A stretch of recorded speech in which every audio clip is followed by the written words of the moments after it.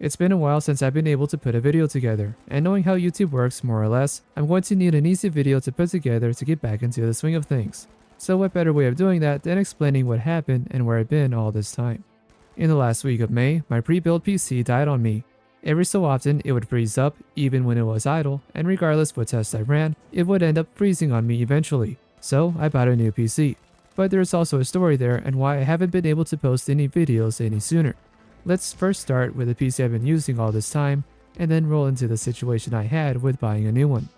I'm a full month behind now, so it'd really help out if you would like this video and consider subscribing to the channel if you like this video. I'll do my best to get everything back up and running and get more videos out as soon as I can. The PC I've been using all this time from late 2018 up until now was an iBuyPower Trace 9220. It had an i7 8700K processor and an RTX 2070 standard.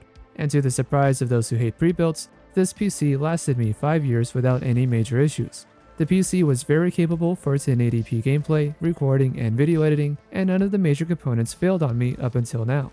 About 2 years after having the PC, which of course is after the warranty, the Ethernet port on the motherboard seemed to have gone bad, which is not a big deal as the replacement PCIe Ethernet card is $15 to $20, and the only thing that stopped working on the PC was one of the case fans, which is another simple fix as you can get a replacement fan for $15 to $20. So for 5 years, the PC only needed roughly $40 in parts to keep running. I did also buy more storage drives over time, but that's because I needed the space and it was a planned expense. I don't count that against the build since it was not crucial to keep the PC running. The only other complaint I could have with the PC was the case RGB lights would have a high-pitched whine when they were turned on.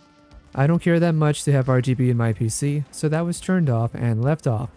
And going full circle, back in May, the PC started to crash on me without warning.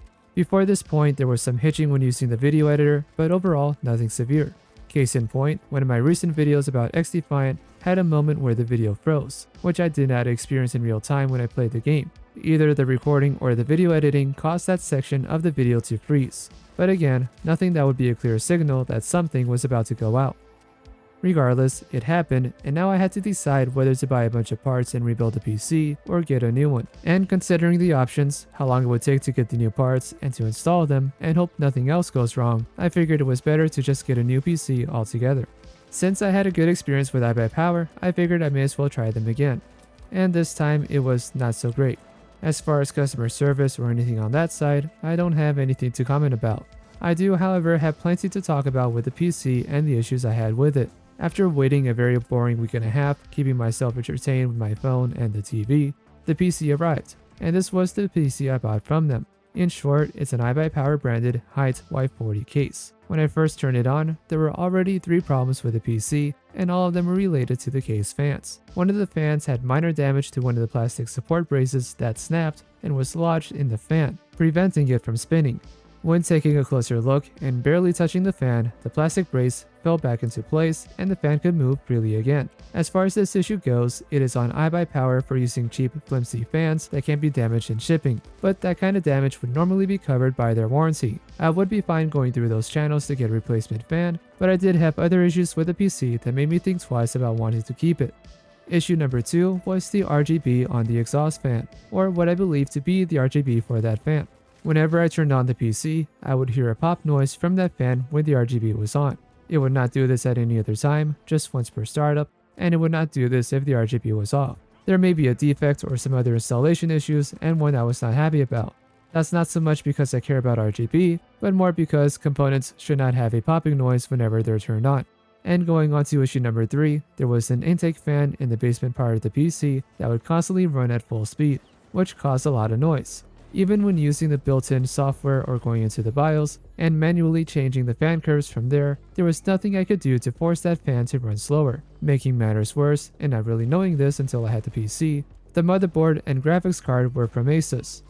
Before this time, I didn't have any experience with Asus products, and while the build wasn't their fault and there wasn't anything specifically bad with the motherboard or graphics card, Asus had come under fire recently with their return and warranty policies. While they may be working on improving that process, I'd rather not take the chance this early if something were to happen.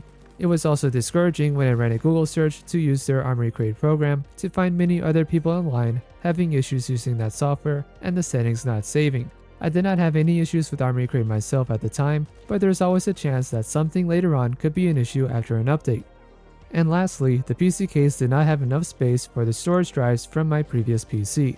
That's on me for not doing research and finding out that the Y40 case only has room for one 3.5-inch drive or two 2.5-inch drives. The case was also too small for my liking, which means any sort of repairs or upgrades are not going to be easy for me. Overall, the longer I had the PC, the more I disliked it, and I didn't want to keep it or to try to upgrade it with some replacement fans I have sitting around. As it was, it seemed like replacing the lower intake fan that was making a lot of noise was not going to be an easy task, and I wasn't going to find out. I don't expect pre-built PCs to be perfect or very quiet, but I do have higher expectations than how this one turned out. And one other minor annoyance was that even when the PC was idle, the fans would constantly be revving up and down, just randomly for no reason. While striking out with the iBuyPower PC this time around, I had returned the PC and bought a new one from nzxt. I planned the replacement PC to arrive in time so I could swap them out and not go another week sitting by watching TV. On their website, I was able to build a very similar machine for the same price. I went with the H9 Flow case, which has a lot more space and is a lot easier to work with compared to the Y40. The PC was built very well and they used Velcro straps for cable management, compared to iBuyPower, which uses plastic zip ties, just for your information. After booting up and setting up Windows, nzxt also had a link to a hardware test showing that the PC was stress tested before being sent out. I'm a lot happier with the nzxt build and have zero complaints for how it turned out. I'll be holding on to this one for now, and it will be my primary PC from here on out. There's not really much more to say about this PC as everything worked out of the box and I had no problems at all getting everything set up. All the case fans worked properly and were very quiet compared to the build from iBuyPower, and there were no popping noises or other glaring issues with the PC. I know there's a loud group of people out there who are against pre-built PCs, but I'm not one of them. I do see now though that it can be very difficult for someone to recommend or take a sponsorship from these pre-built companies. Something can always go wrong, but these builds have a 2-year limited warranty to go along with them, and is also a lot easier to build up from an existing PC than it would be to put it all together on your own.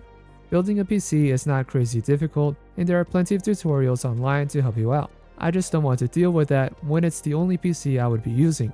I would like to at some point build my own, but I need a working PC first before spending time to put one together. And that's what happened and where I've been all this time. At the very least, I hope this video gives you some ideas to what to expect when you do buy pre-builds, and right now, if you were to ask me which one to go with, I would have to say nzxt. I'm very happy with how the PC was put together, and the H9 case has plenty of room for upgrades in the future. Now, I just have to figure out what I'll do with my old PC. I do like the case as it is a full-size tower, but it's also going to be some time before I could even think about buying parts to get that one back up and running. For now, I'll continue sorting through my drives and figure out what my next video will be. Don't forget to like the video and consider subscribing if you enjoyed the content. Until then, I am Mr. Rain, and I will see you next time.